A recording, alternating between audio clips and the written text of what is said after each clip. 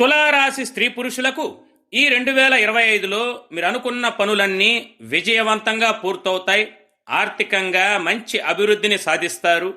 ఏ పని తలపెట్టినా ఆత్మవిశ్వాసంతో ముందుకు పోగలరు.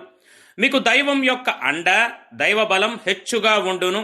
మే 14వ తేదీ నుంచి గురువు భాగ్యస్థాన సంచారముచే అన్ని సమస్యలు అంతరించి ఉభయక్షేమం కలుగును.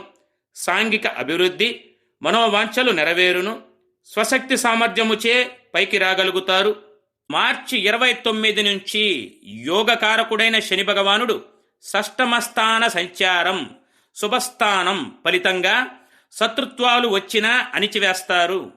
ఎవరు మీ ఎదుట నిలిచి మాట్లాడే సాహసమైతే చేయలేరు. సంవత్సర ఆరంభం నుండి శని సంచారం. ఈ వీడియో గురించి పూర్తి సమాచారం కొరకు కింద కనపడుతున్న లింక్ని క్లిక్ చేసి చూడగలరు.